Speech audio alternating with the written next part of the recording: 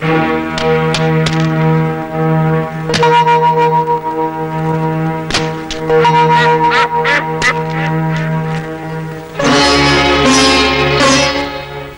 അകത്ത് വരുന്നാൽ എപ്പോഴമ്മ യാരും കേൾക്കാനില്ല എന്നുള്ള ധൈര്യത്തിലല്ല അവനത് ചെയ്തത്. അമ്മ എന്ന് പറ തേങ്ങ എടുക്കരുതെന്ന്. ഇന്ന് തേങ്ങ, നാളേക്ക് നെല്ല്. കരേശിൽ ഇന്ന് വീടിന് ഉത്തരം വരെ അവനെടുത്ത് പോകും. നമുക്ക് വഴി ഞാൻ പോയി കേൾക്കാം. വേണ്ട വെങ്കടേച്ച, അവൻ കൊണ്ടുപോകുന്നത് എന്റെ അച്ഛന്റെ മുതലല്ലേ. അതുകൊണ്ട് അപ്പൊ ഈ കുട്ടി ആര്? അമ്മയാര്? ഞാനല്ലേ? അദ്ദേഹം നമ്മളെ വിട്ടു പോയതിലും വലുതല്ലല്ലോ ഒന്നും.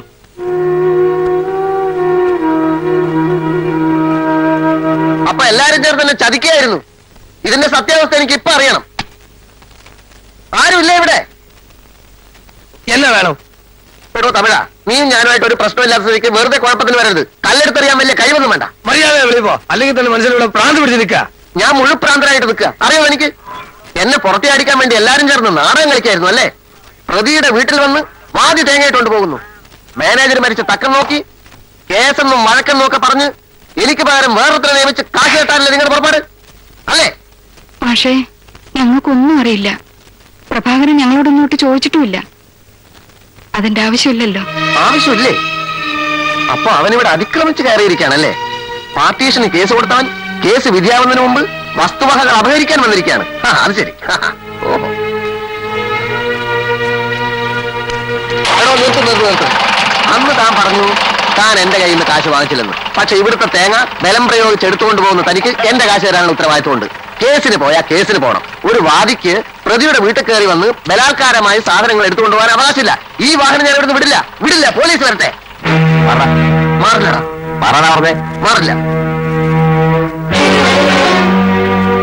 എന്നോട് മാറാനാ പറഞ്ഞേ? മാറില്ല. വണ്ടി പോകാൻ ഞാൻ സമ്മതിക്കില്ല. വണ്ടി പോകാൻ ഞാൻ സമ്മതിക്കില്ല. വണ്ടി പോകാൻ ഞാൻ സമ്മതിക്കില്ല.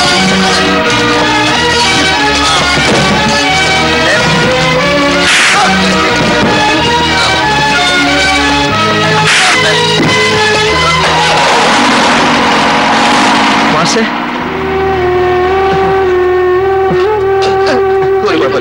മാഷേ, അവനെ ഞാൻ വെറുതെ വിടില്ല. മുറിഞ്ഞിട്ടുണ്ട്. മുറിഞ്ഞിട്ടുണ്ട്. അത് സാരില്ല. ആണുങ്ങൾ തമ്മിൽ അടിച്ചാൽ ചിലപ്പോൾ മുറിഞ്ഞൊന്നും വരും, ചോരൊന്നും വരും. അവൻ എന്നോട് കളിച്ചിട്ടില്ല. അവനെ ഞാൻ പോലീസ് സ്റ്റേഷനിൽ കയറി നോക്കിക്കോളാം. പോയത് എന്റെ അച്ഛൻ വരെ എന്നെ ഇതുവരെ തല്ലിയിട്ടില്ല.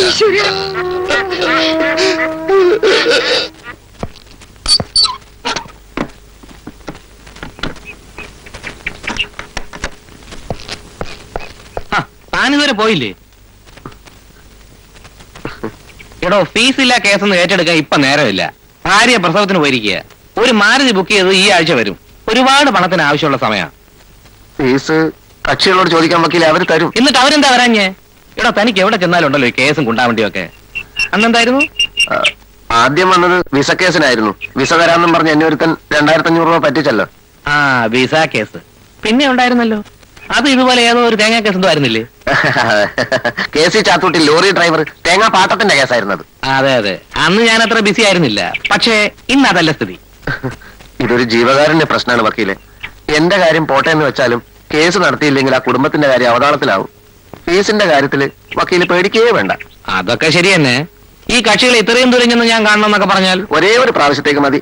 വക്കീല് വന്ന് പറഞ്ഞാലേ സംഗതിയുടെ ഗൗരവം അവർക്ക് മനസ്സിലാവും. അതുകൊണ്ടാ. ശരി, താൻ നാളെ കഴിഞ്ഞു വാ, ഞാൻ വരാം, സംസാരിക്കാം. പിന്നെ വക്കീലെ, ഈ അടി കിട്ടിയ സംഭവത്തിൽ നമ്മളൊരു കേസ് കൊടുക്കുന്നോ? പോടാ. കേസിനും വഴക്കിനൊന്നും ഞങ്ങളില്ല. അതുകൊണ്ടാ. നിങ്ങൾക്ക് പറഞ്ഞാലും മനസ്സിലാവില്ലേ?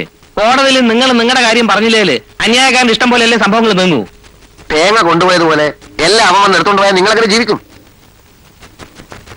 ഞാനേ 100 കൂട്ടം തിരക്കുകൾ കിടന്ന ഇങ്ങോട്ട് വന്നത്. കക്ഷികളെ അന്വേഷിച്ച് എന്ന് കേസ് പിടിക്കേണ്ട ഗതികളൊന്നും എനിക്കില്ല.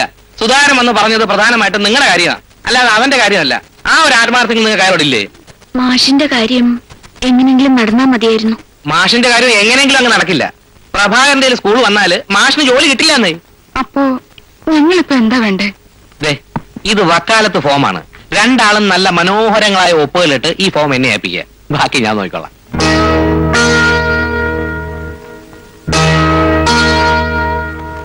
മടിച്ചും പേടിച്ചും നിൽക്കേണ്ട സമയമല്ലേ ഇത്. ആദ്യ ഭാര്യ മരിച്ചതിന് ശേഷം നിയമപ്രകാരം കല്യാണം കഴിച്ച രണ്ടാം ഭാര്യയ്ക്കും മകൾക്കും സ്വത്തിന് ന്യായമായ അവകാശം ഉണ്ടല്ലോ. നിങ്ങൾ കേസിൽ താല്പര്യം എടുക്കാതിരിക്കുന്നത് മണ്ടത്തരമാണ്.